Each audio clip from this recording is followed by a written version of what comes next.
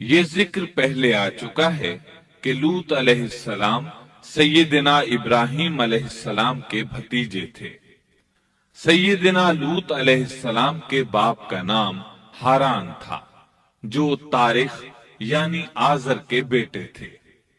اللہ تعالی نے لوط علیہ السلام کا پورے قرآن میں 27 بار ذکر کیا ہے۔ یہ ذکر 14 سورتوں میں متفرق مقام پر آیا ہے۔ آپ کا والد آپ کے بچپن ہی میں فوت ہو گیا تھا، اس لیے آپ نے اپنے دادا آزر کے گھر اپنے چچا ابراہیم علیہ السلام کے ہاں پرورش پائی۔ یہی وجہ ہے کہ ابراہیم علیہ السلام کو ان سے بے حد محبت تھی۔ جس وقت پوری قوم سیدنا ابراہیم علیہ السلام کے خلاف اٹھ کھڑی ہوئی اور انہیں آگ میں ڈالا گیا، اس کٹھن وقت میں صرف لوط علیہ السلام ہی وہ شخصیت تھے جو آپ پر ایمان لا چکے تھے۔ پھر جب ابراہیم علیہ السلام نے ہجرت کی تو لوط علیہ السلام نے بھی ان کے ساتھ ہجرت کی۔ اللہ تعالیٰ فرماتے ہیں کہ میں اپنے رب کی طرف ہجرت کرنے والا ہوں، وہ بڑا ہی غالب اور حکیم ہے۔ اس سے پہلے ہم ذکر کر آئے ہیں کہ جب ابراہیم علیہ السلام مصر سے فلسطین واپس چلے گئے تو آپ نے اپنے بھتیجے لوط کو سدوم بستی کی طرف بھیج دیا۔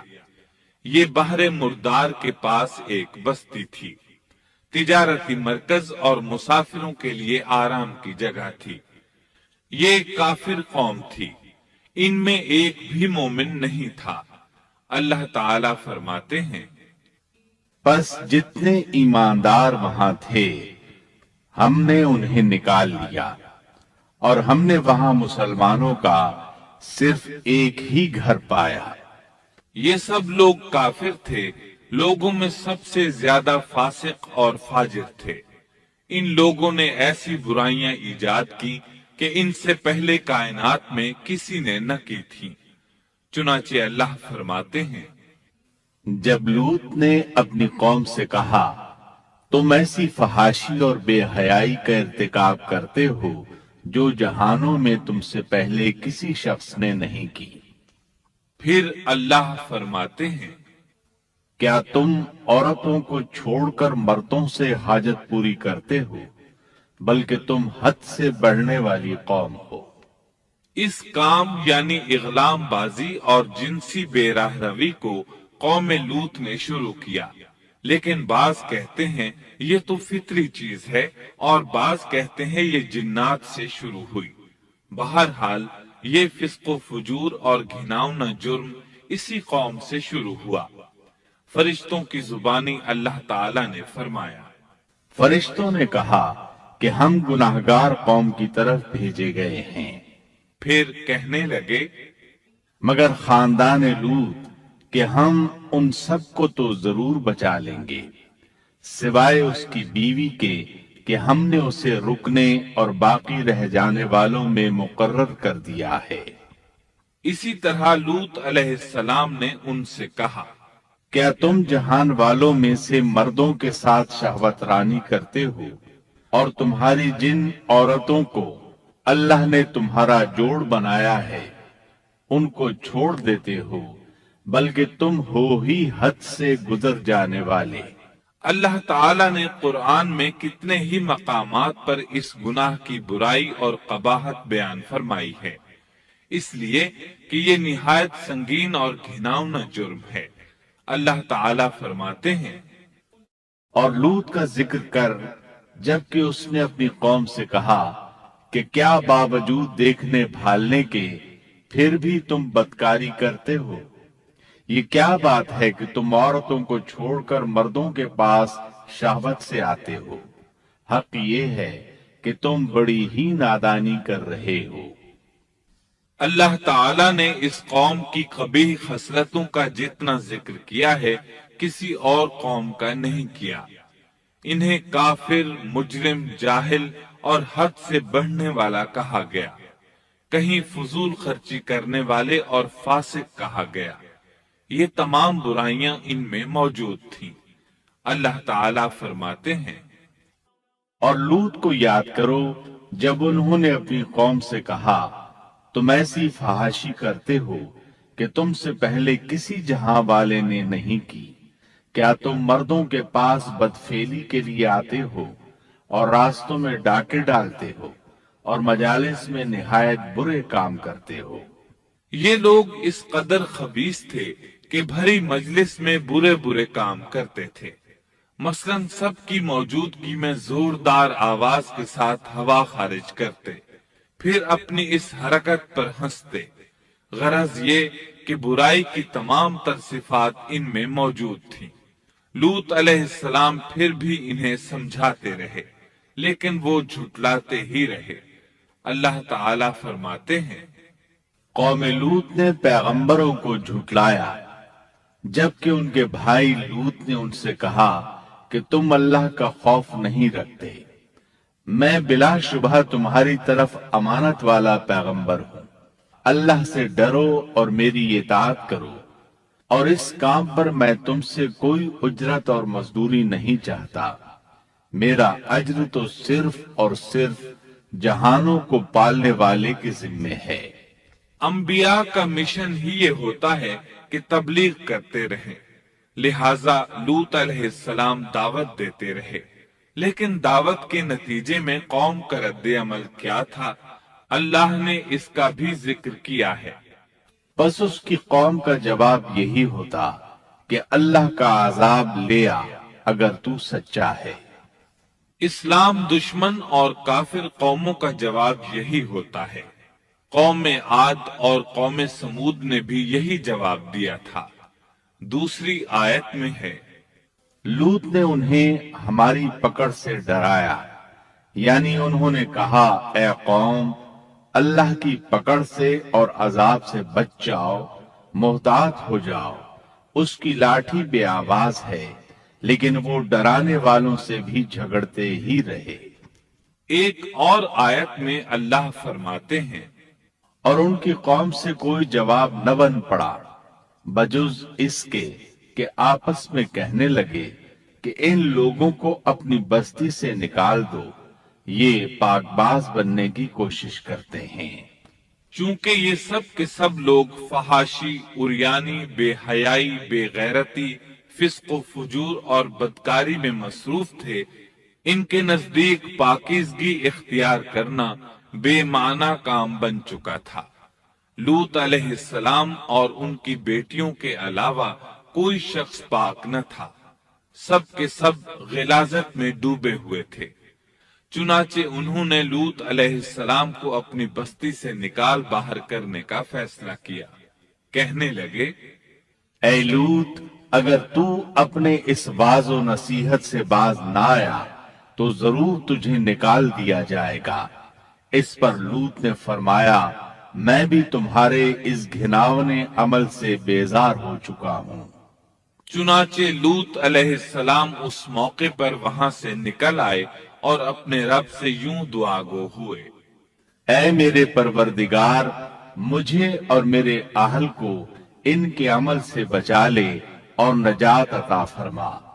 کتنی ہی آیات میں ہے کہ ان لوگوں نے لوط علیہ السلام کو بستی سے نکالنے کا عزم کر رکھا تھا، اور لوط علیہ السلام اس پوری بستی میں بے یار و مددگار تھے۔ وہاں ان کا کوئی خاندان تو تھا نہیں، لہذا گھر میں ہی بیٹھے رہے، دعا کرتے رہے، اے پروردگار، اس فسادی قوم کے خلاف میری مدد فرما۔ اس دعا سے اس قوم کی ایک اور خصلت معلوم ہوئی، اور وہ یہ کہ وہ فسادی بھی تھے۔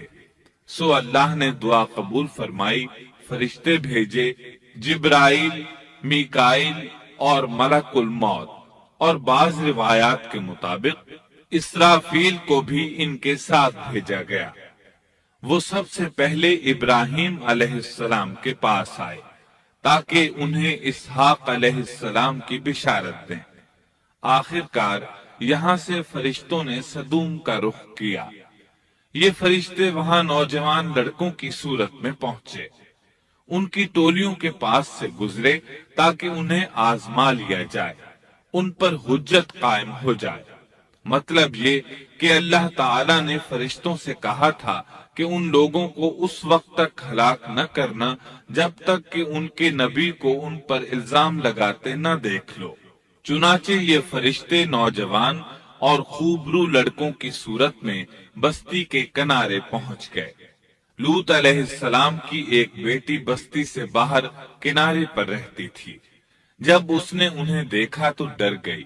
اس نے سوچا ہماری قوم کے لوگوں نے اگر انہیں دیکھ لیا تو ضرور ان سے برائی کر کے رہیں گے، اس لیے وہ اپنے والد لوط علیہ السلام کی طرف دوڑی۔ ان کے پاس پہنچ کر کہنے لگی، میں نے چند نوجوان لڑکوں کو دیکھا ہے اور میں ان کے بارے میں خوفزدہ ہوں۔ لوط علیہ السلام جلدی سے ان کی طرف آئے، ان سے پوچھا آپ کیسے آئے ہیں؟ انہوں نے بتایا ہم آپ کے مہمان ہیں۔ لوط علیہ السلام چاہتے تھے انہیں باہر ہی سے دوسری طرف روانہ کر دیں، لیکن جب انہوں نے کہا کہ ہم مہمان ہیں تو وہ انہیں جانے کے لیے نہ کہہ سکے، چنانچہ ان سے بولے، اللہ کی قسم زمین کی پشت پر اس سے خبیث اور گندی قوم ہم نے نہیں دیکھی اور نہ ہی کسی کے بارے میں ایسا معلوم ہوا۔ آپ نے دوبارہ سہ بارہ اور پھر چوتھی بار بھی ان سے یہی بات کہی تاکہ ان نوجوانوں کو حالات کا علم ہو جائے، وہ بھانپ لیں، لیکن وہ تو فرشتے تھے اور لوط علیہ السلام کی قوم کے خلاف گواہی تلاش کر رہے تھے۔ آخر لوط علیہ السلام انہیں اپنے گھر لے آئے، انہیں بٹھایا۔ لوط علیہ السلام کی بیوی کافر تھی اور قوم کے ساتھ تھی۔ وہ باہر گئی اور اس نے لوگوں کو بتایا کہ اس نے لوط علیہ السلام کے گھر میں ایسے خوبصورت چہروں والے نوجوان دیکھے ہیں کہ زمین پر آج تک ان جیسے کہیں نظر نہیں آئے۔ یہ سنتے ہی وہ سب لوط علیہ السلام کے گھر کی طرف لپکے۔ قرآن کریم میں آتا ہے، لوگ جلدی سے اس کی طرف لپکے اور وہ اس سے پہلے فحاشی کے عادی بن چکے تھے۔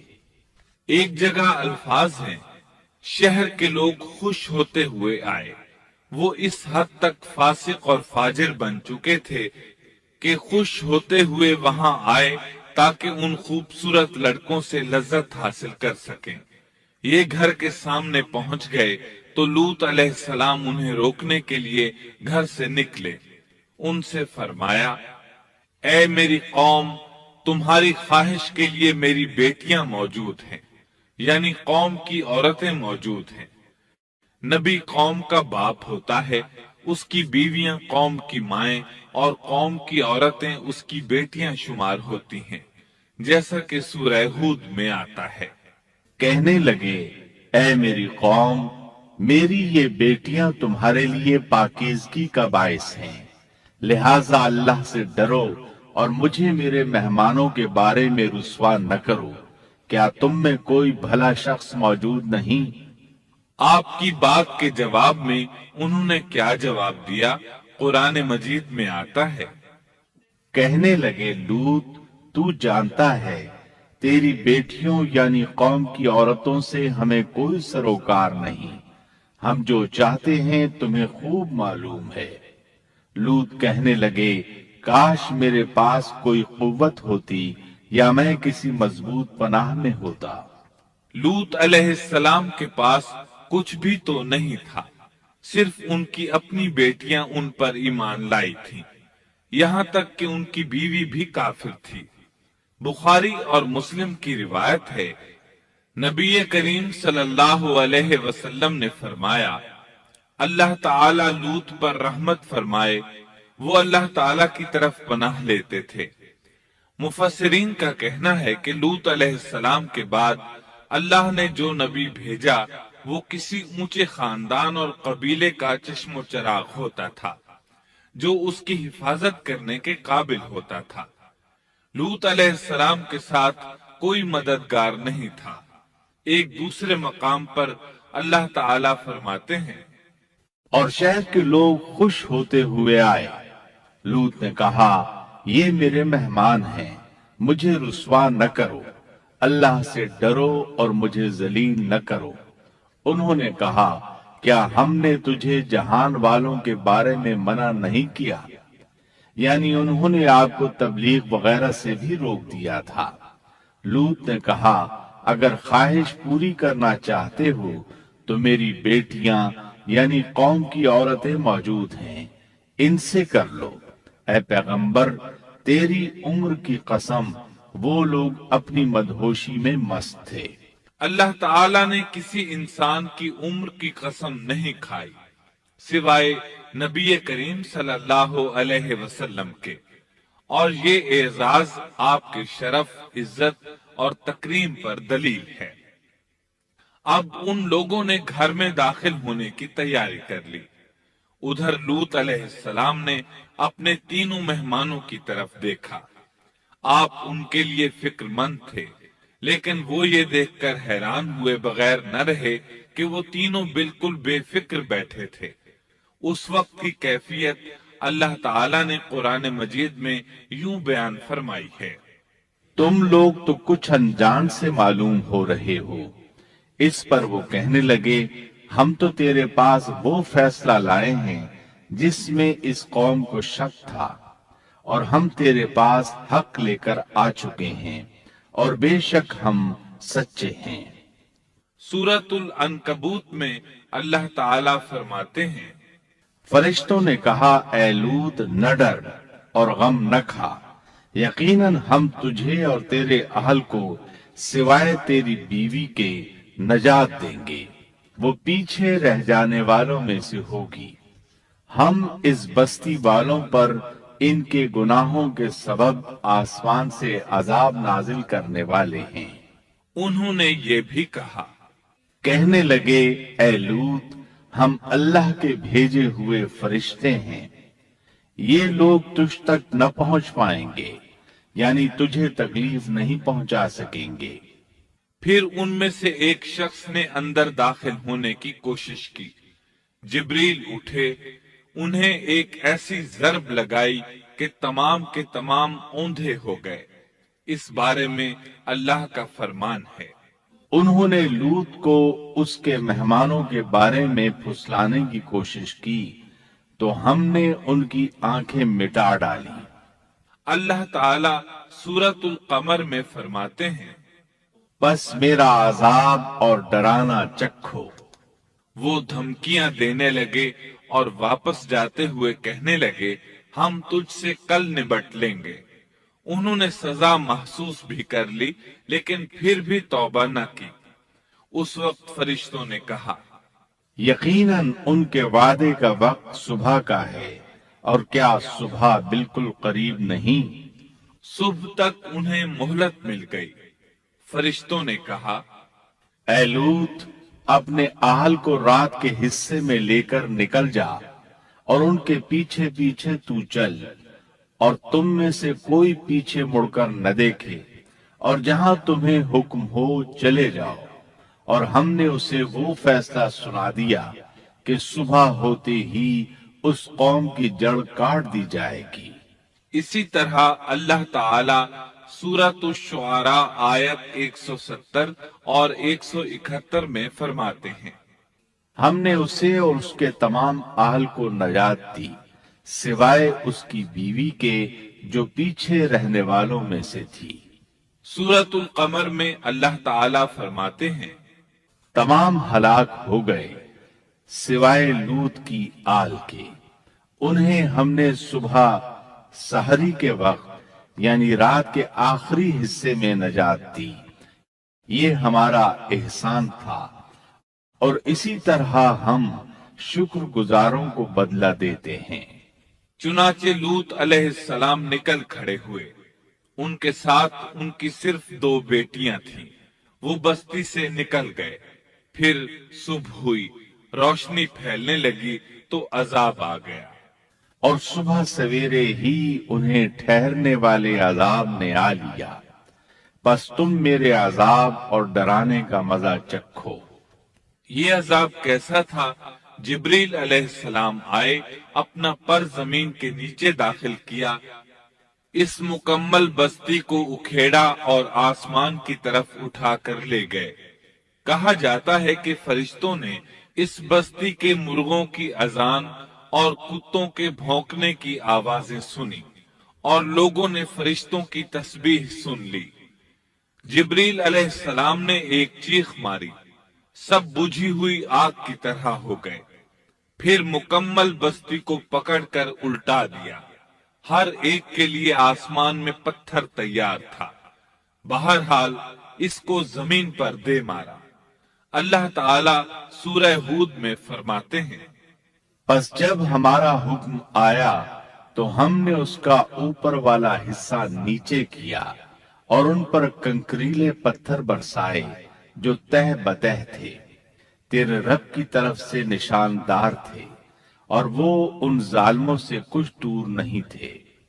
سورۃ الحجر میں اللہ فرماتے ہیں، روشنی ہوتے ہی انہیں بڑے زور کی چیخ نے پکڑ لیا، پھر ہم نے اس کا بلند حصہ نیچے کیا اور ان پر کنکر والے پتھر برسائے۔ سورۃ الشعراء میں اللہ فرماتے ہیں، اور ہم نے ان پر ایک خاص قسم کا می برسایا، پس بہت ہی برا می تھا جو ڈرائے گئے ہوئے لوگوں پر برسا۔ یہ ماجرا بھی سراسر عبرت ہے، ان میں سے بھی اکثر مسلمان نہ تھے۔ بے شک تیرا پروردگار وہی ہے، غلبے والا، مہربانی والا۔ سورۃ النجم میں اللہ فرماتے ہیں، اور اس نے الٹائی ہوئی بستیاں گرا دی، پھر ان کو اس چیز سے ڈھانپا جس سے بھی ڈھانپا، مطلب یہ کہ ان پر پتھروں کی بارش برسائی۔ پس تم اپنے رب کی کون کون سی نعمتوں میں جھگڑو گے؟ یہ شخص بھی پہلے ڈرانے والوں کی طرح ایک ڈرانے والا ہے۔ اس طرح یہ بستی سدوم باہر مردار کے علاقے میں تہس نہس ہو گئی، اور اس کے آثار و نشانات قیامت تک کے لیے چھوڑ دیے گئے ہیں۔ ان نشانات کو اسی لیے باقی چھوڑا گیا ہے کہ سارا جہان ان کو دیکھ کر عبرت پکڑے، فحاشیوں سے باز آ جائے، خاص طور پر سب سے بڑی فحاشی جو قوم لوط کا عمل تھا اس سے باز آ جائیں۔ سیدنا لوط علیہ السلام کے اس قصے میں قرآن حکیم اور احادیث نبوی سے یہ بات ثابت ہوتی ہے کہ سیدنا لوط علیہ السلام جس قوم کی طرف مبعوث کیے گئے تھے وہ قوم اخلاق کے اعتبار سے بالکل ختم ہو چکی تھی، اور اب اس کی اصلاح ناممکن ہو چکی تھی۔ اس قوم نے اپنے جرم کو جرم بھی نہیں سمجھا تھا۔ عام مقامات پر اعلانیہ بے حیائی کرنا ان کا مشغلہ تھا۔ یہ ایسا عمل تھا جس کی ماضی میں کوئی نظیر نہیں ملتی۔ مردوں کا مردوں سے اختلاط اور عورتوں کا عورتوں سے، یہ ایسا فعل تھا جو جنگل کے وحشی جانور بھی نہیں کرتے۔ یہی وجہ تھی کہ یہ قوم اپنے میں سے کچھ نیک لوگوں کو بھی برداشت نہیں کرتی تھی۔ وہ انہیں نیکی اور شرافت کی دعوت دیتے تھے، اسی لیے وہ ان کے سخت مخالف ہو گئے تھے۔ قرآن کریم نے اس قوم کے 3 بڑے جرائم کا ذکر کیا ہے۔ یہ کہ تم مردوں سے بدفعلی کرتے ہو، مسافروں کو لوٹ لیتے ہو، عام مجلسوں میں اعلانیہ فحاشی کرتے ہو۔ ان 3 گناہوں میں سے سب سے پہلا گناہ بدترین گناہ تھا۔ یہ گناہ اس قوم سے پہلے کسی نے نہیں کیا تھا، گویا وہ اس گناہ کو ایجاد کرنے والے تھے، اور یہ گناہ زنا سے بھی زیادہ شدید ہے۔ قرآن کریم اور احادیث کی روح سے اغلام بازی ایک بدترین گناہ ہے۔ احادیث میں اس گناہ کی مختلف سزائیں آئی ہیں۔ ایک روایت میں ہے کہ فاعل اور مفعول دونوں کو قتل کر دو۔